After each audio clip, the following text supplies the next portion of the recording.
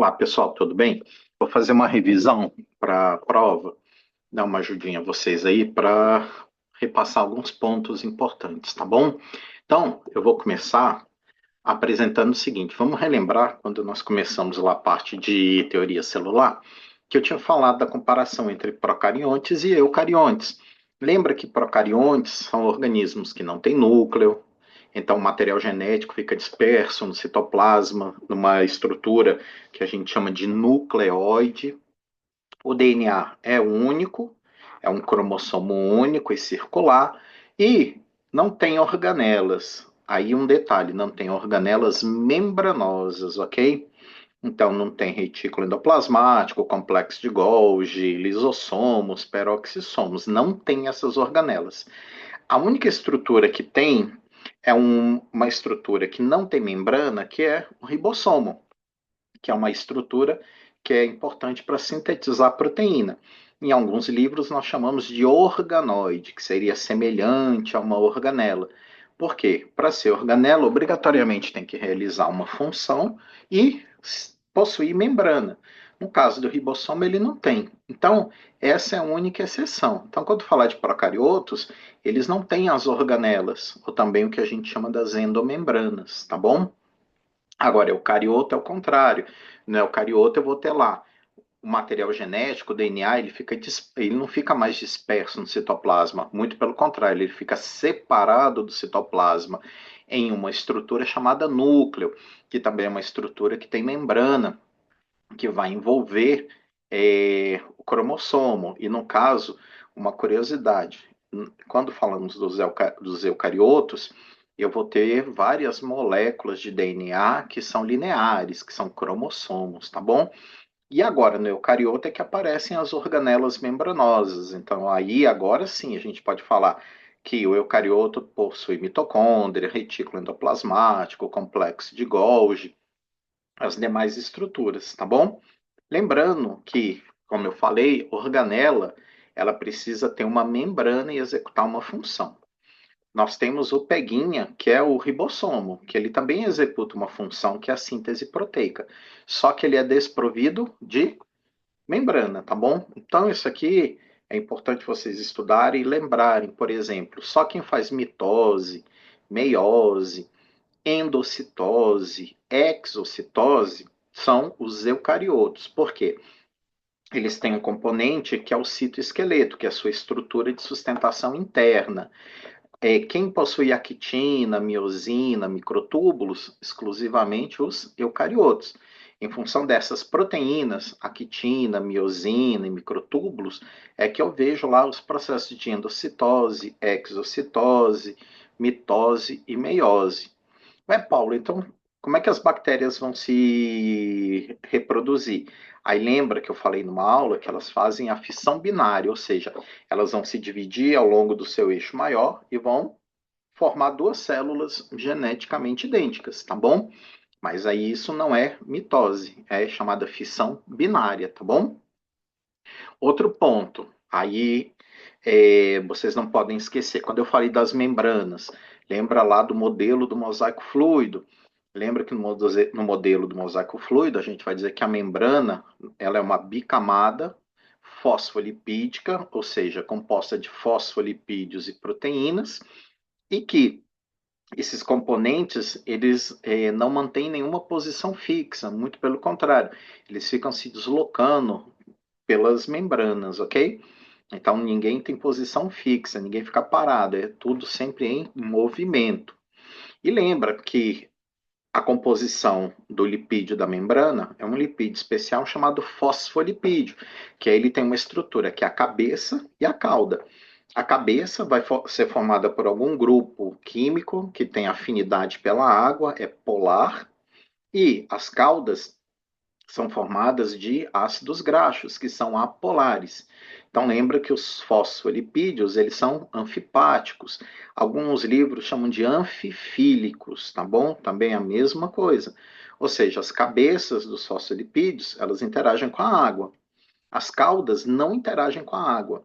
Então, lembra que agora na arquitetura da membrana, sempre as cabeças dos fosfolipídios, tanto da face externa quanto interna da membrana, ficam sempre voltadas para fora. E as caudas dos fosfolipídios, as perninhas, ficam voltadas para o interior da membrana, criando ali um ambiente hidrofóbico. Se eu estiver falando, por exemplo, de célula de animais, eu tenho um componente que é o colesterol, que ele é um componente importante que ele ajuda a regular a fluidez da membrana e, no caso, diminuindo a fluidez da membrana, tá bom? Existem várias proteínas, como os transportadores de membrana, proteínas de adesão, enzimas que vão fazer reações químicas, que também são muito importantes para executar todas as funções biológicas que uma membrana precisa executar, tá bom? E tem o glicocálice, que fica voltado para a face externa da membrana, e o glicocálice são conjugados de açúcares que eles são importantes para justamente dar a identidade da célula. É uma estratégia de comunicação entre células, tá bom? Então lembra que funções da membrana, a gente tem delimitação do espaço mesmo da célula, onde tem membrana é onde vai ter célula. Transporte, que vai regular a fluidez através da membrana, sinalização celular e reconhecimento entre tipos celulares, ok? Então, preciso que vocês memorizem essas funções básicas lá das membranas, tá bom? Outro ponto importante é lembrar do transporte através da membrana. Lembra que quando eu falo do transporte passivo, a gente está falando de um transporte que não tem gasto de energia na forma de ATP.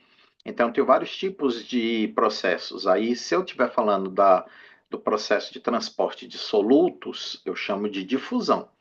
Lembra que quando eu falo de fusão simples, é quando eu tenho algum composto que ele é apolar, como oxigênio, CO2, nitrogênio, vitaminas lipossolúveis, por exemplo, hormônios, esteroides, que pelo fato de todos esses componentes serem apolares, eles conseguem atravessar a membrana diretamente, não precisam de nenhum transportador. Então, eles podem ter fluxo de entrada ou saída. O que vai determinar para qual lado vai?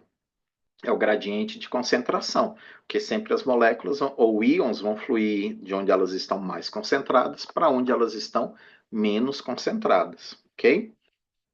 Quando eu falar de uma difusão facilitada, eu estou dizendo que existem proteínas que estão mediando esse processo. Aí eu tenho dois tipos: tem difusão facilitada por canais, que são proteínas que atravessam a membrana, literalmente fazendo um canal que conecta o meio externo ao meio interno e vice-versa. E eu tenho um canal específico para cada íon ou molécula, tudo bem? E eu tenho uma difusão facilitada por transportador ou carreador, que são proteínas que mudam de forma quando elas se ligam ao íon ou à molécula que elas precisam transportar. E essa mudança na estrutura da proteína faz com que a substância química seja internalizada ou externalizada da célula. E tem um processo muito importante que é a osmose. Aí a osmose, fica atento que agora eu tenho um fluxo do solvente. Agora, se eu estou falando desse meu solvente, eu estou dizendo agora que a água que vai atravessar a membrana. Paulo, mas como é que ela atravessa se ela é polar? Ela atravessa pelo fato de ser uma molécula pequena. E ela vai atravessar quando eu tiver uma diferença de concentração entre os compartimentos. Só que aqui tem um peguinha. A osmose, como é fluxo de solvente, esse meu solvente, que é a água, vai sempre se deslocar para o lado que estiver mais concentrado, tá bom? Então eu tenho lá, se o meio externo está hipertônico, ou seja, muito concentrado, a tendência é que a água saia de dentro da célula e vá para o meio externo. Se eu tiver um ambiente que é hipotônico, ou seja, um ambiente pouco concentrado, agora a célula é que está concentrada. Aí a água vai sair do meio externo e vai para o meio interno. E eu posso ter uma condição que tanto a concentração do meio externo quanto interno estão iguais. Aí a gente fala que é uma condição isotônica. Então, o fluxo de entrada e saída da água da célula, esse fluxo tem a mesma velocidade, tanto de entrada quanto de saída. Agora, eu posso ter o meu transporte ativo. ativo, agora eu tenho que ir contra um gradiente de concentração, tem que ir contra o fluxo de moléculas ou íons.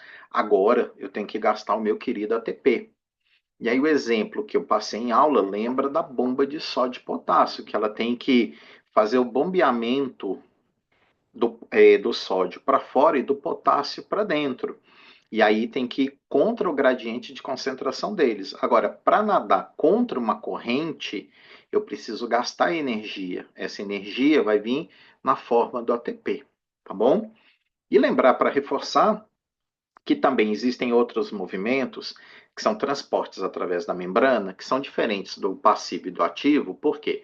No passivo e no ativo, eu estou falando da entrada de íons, de moléculas, substâncias extremamente pequenas.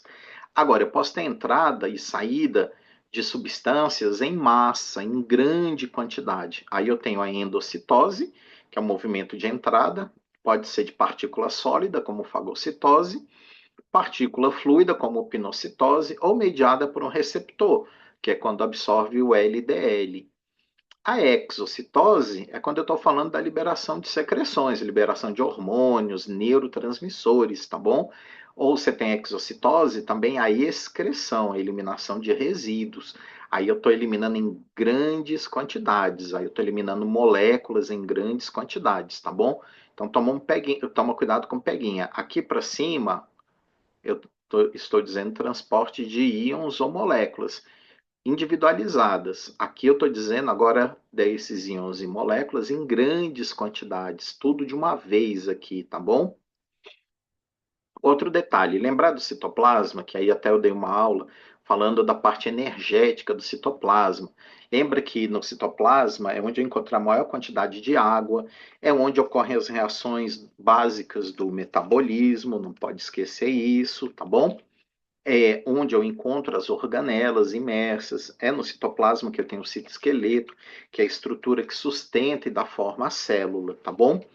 E aí, muito importante, é essa tabelinha que eu vou deixar de presente para vocês aqui, comparando as vias energéticas. Então, eu tenho aqui, ó, a via da creatina fosfato, da glicólise anaeróbia, respiração celular e da fermentação lática.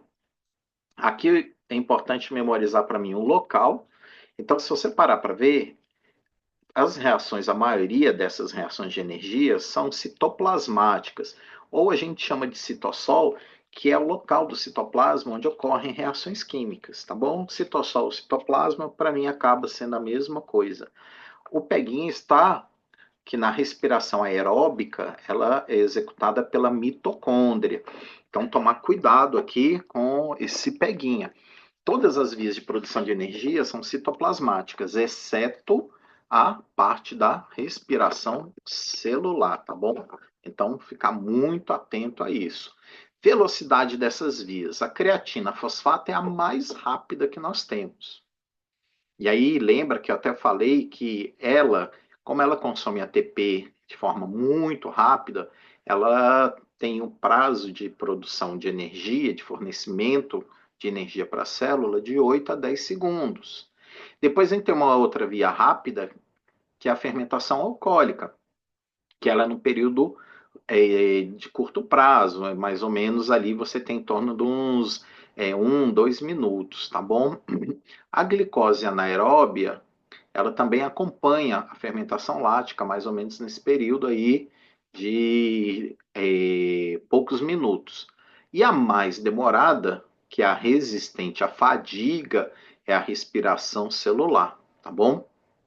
Outro detalhe: substrato, ou seja, moléculas que são usadas na produção de energia. A gente vai ter a creatina fosfato, na via da própria creatina fosfato, ou seja, é essa substância que dá nome a essa via energética.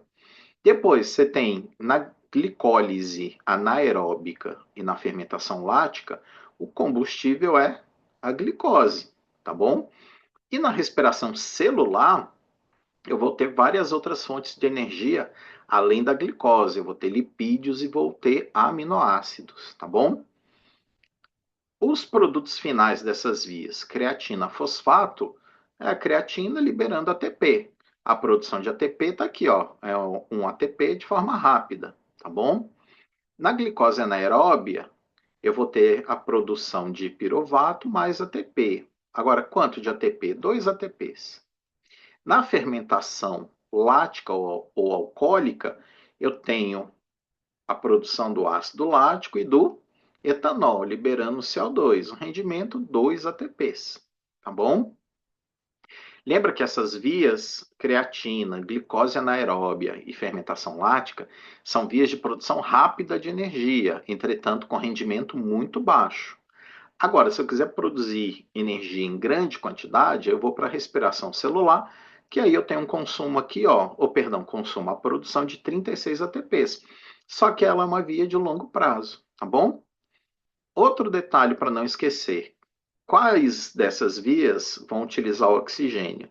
Aí, na verdade, nem quais, né? Qual via? A única via que utiliza oxigênio é a respiração celular, porque ela ocorre na mitocôndria. Aí lembra que a mitocôndria precisa usar o oxigênio para ser o aceptor final de elétrons, para eu conseguir produzir esse saldo de ATP aqui, tá bom? As demais vias não utilizam oxigênio, ou seja, são vias anaeróbicas, tá bom? E um detalhe, lembra que a fermentação lática, ela vai ocorrer nas fibras musculares, tá bom? Fermentação alcoólica nós não fazemos, aqui apenas fungos e bactérias, tá bom? E aí deixar exemplos de uso, na creatina fosfato tá aqui, ó, corridas curtas, então corridas de 100 metros, saltos, halterofilismo. Na glicose anaeróbia, corrida de 100 a 400 metros. Na fermentação lática, exercício intenso sem oxigênio disponível, que aqui também acaba juntando com a própria glicose anaeróbia, os corredores de 100 e 400 metros aqui, tá bom? Que são chamados de fundistas. Esse primeiro aqui, ó, da creatina, é o velocista. Aqui e aqui, a gente chama do fundista. E de corridas longas, aí eu vou ter o maratonista. Então, aqui, essa tabelinha aí, ó, tá vencedora para ajudar vocês aí para estudar para a prova, tá bom? Depois, fomos para a via de energia celular. Aí a gente está falando da querida mitocôndria. Aí lembra que a mitocôndria tem uma particularidade. É uma organela que ela tem uma bicamada lipídica extra, então ela tem duas bicamadas lipídicas, tem a membrana mitocondrial externa, a membrana mitocondrial interna. A interna tem os dobramentos, que são as cristas mitocondriais. É lá que tem a produção de ATP. E é nas cristas que eu tenho o consumo do oxigênio. Aqui é importante lembrar que na hora que a gente fala da produção de energia, a gente vai ter primeiro lá no citoplasma a glicólise, que ela está lá no citoplasma, produz 2 ATPs. Aí a glicólise é importante porque quebra a glicose no ácido pirúvico. Esse ácido pirúvico é quebrado em ácido acético, que aí vai para a mitocôndria. Aí eu tenho meu querido ciclo de Krebs. Aí lembra lá da matriz mitocondrial. Que aí a matriz mitocondrial, ela tem lá esse ciclo de Krebs que vai produzir esses componentes, que é o NAD e o FAD. Lembra que são moléculas carregadas de energia. Essa energia é transportada para a cadeia respiratória, que aí no caso aqui a gente está falando da cadeia transportadora de elétrons, que aí eu já falei da crista mitocondrial, tá bom? Essa cadeia aqui que vai gerar aquele gradiente de H+, para gerar através da membrana mitocondrial interna, criar aquela diferença de potencial elétrico. Aí lembra que o H+ vai sendo tirado do NAD e do FAD pela cadeia transportadora e vai jogando esse H+ lá para o espaço intermembrana.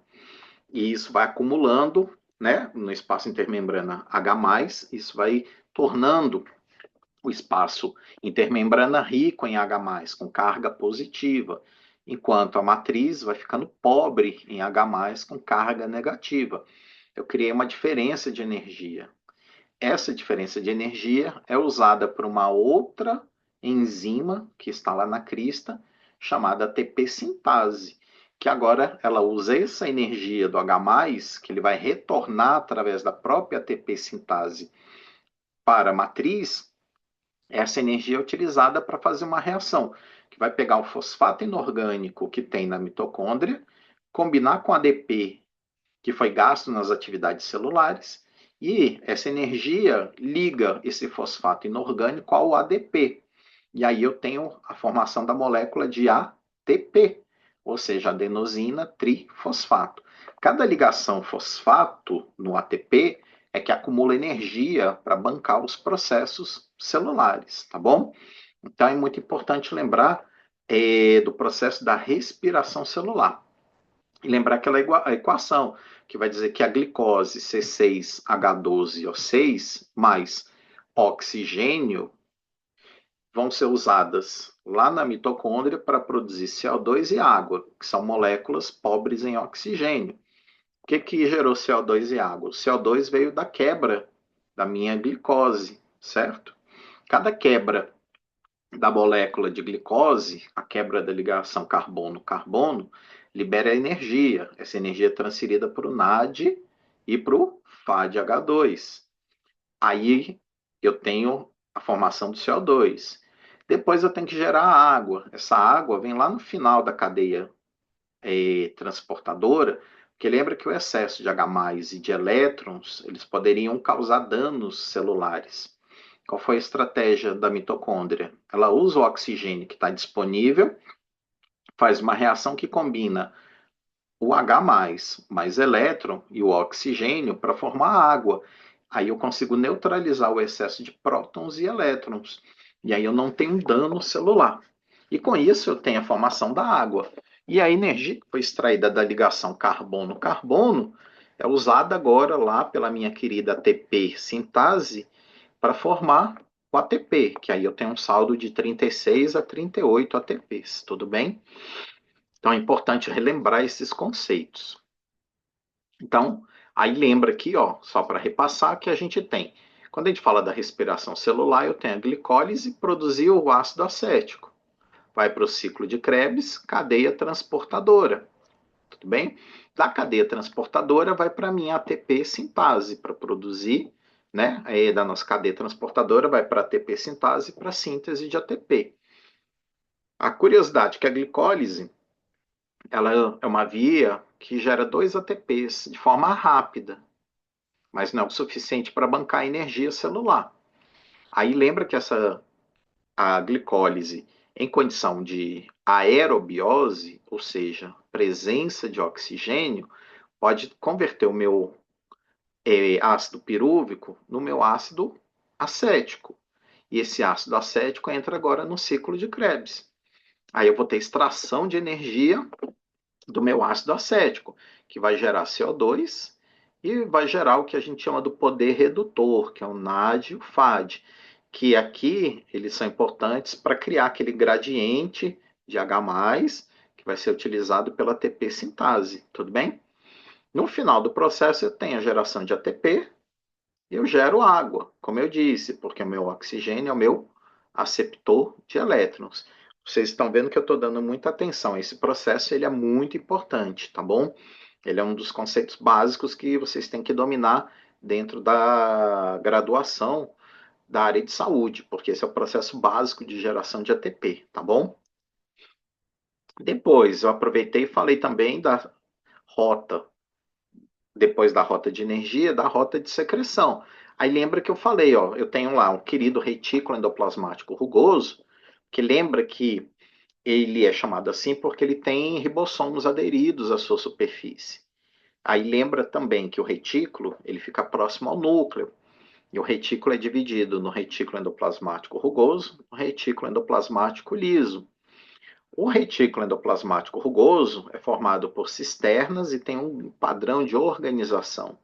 E ele está envolvido no metabolismo das proteínas, fazer o processamento, que são as modificações químicas na estrutura da proteína, ou seja, dobramentos, ligações dentro da própria proteína, se precisar cortes na própria estrutura da proteína, tudo isso para a proteína ganhar a sua forma tridimensional, que é o que dá a sua função biológica, ok? Agora, quando eu falo do retículo endoplasmático liso, ele está envolvido, por exemplo, na síntese de carboidratos, de lipídios, como hormônios esteroides, por exemplo.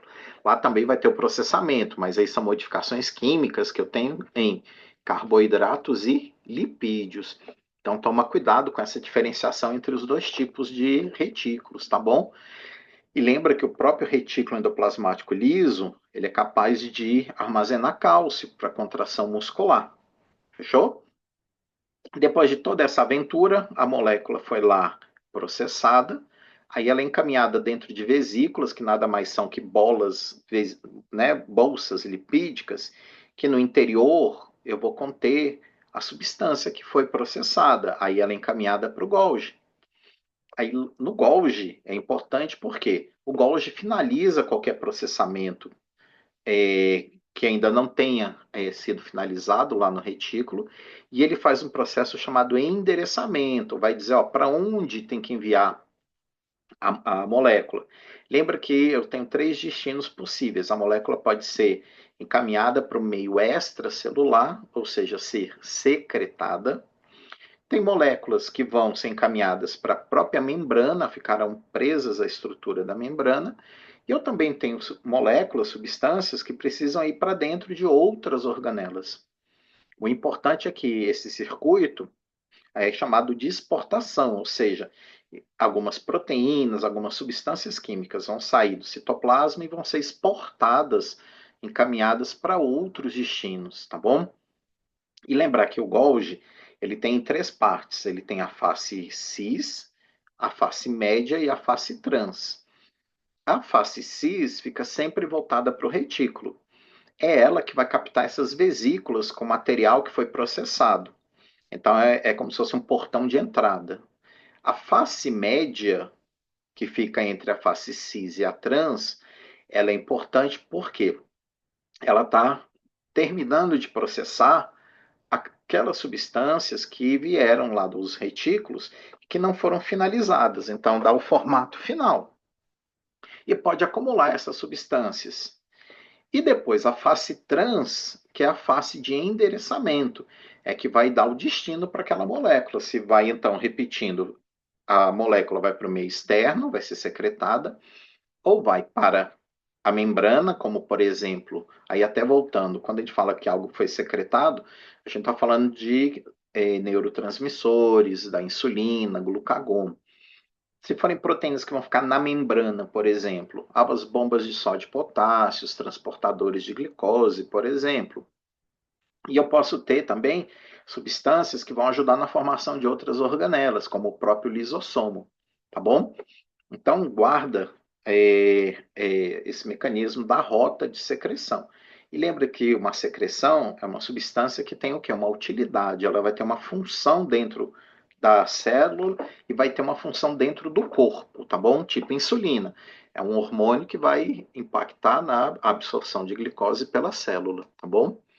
E lembrar que a comunicação intracelular, ela é sempre feita pelas vesículas, que eu vou ter o quê? Sempre vão levar proteínas ou outras substâncias a membrana ou até os lisossomos, ou seja, qualquer material que é transportado entre organelas e do Golgi para a membrana, sempre tem que estar embaladinho numa estrutura de bicamada lipídica, que é a vesícula, tá bom?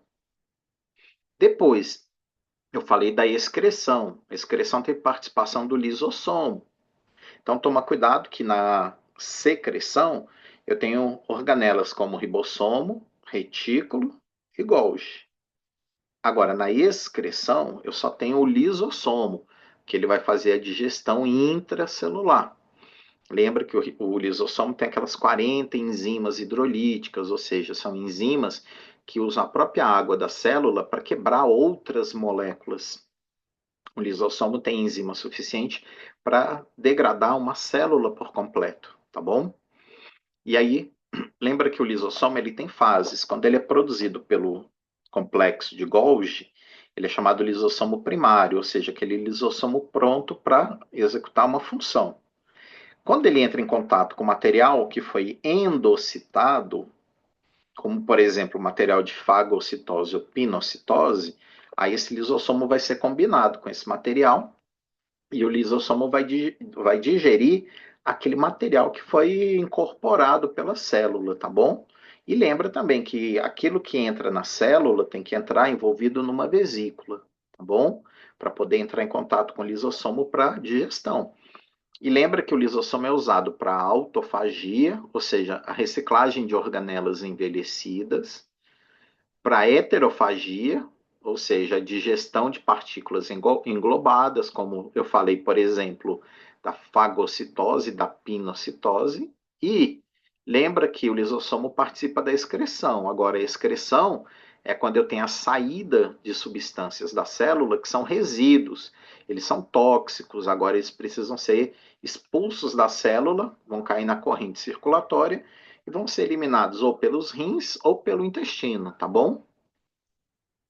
Então, aqui é um comparativo também importante para vocês estudarem, que eu tenho aqui, ó, comparando. Endocitose é sempre o quê? O movimento de entrada de substâncias na célula, que entram sempre por vesículas, ok? Exocitose, como o nome está dizendo, é a saída de substâncias. Também sai por meio das vesículas, tá bom? Sempre o mecanismo envolve fluxo de vesículas. E guarda, qual é a regra? Tudo que entra, tudo que sai de uma célula tem que estar envolvido por uma vesícula. Paulo, o que é mesmo uma vesícula? Lembra que nada mais é do que uma estrutura feita de bicamada lipídica que contém no seu interior material de transporte, tá bom? Aí lembra, processos de endocitose, fagocitose, substâncias sólidas, penocitose, substâncias fluidas.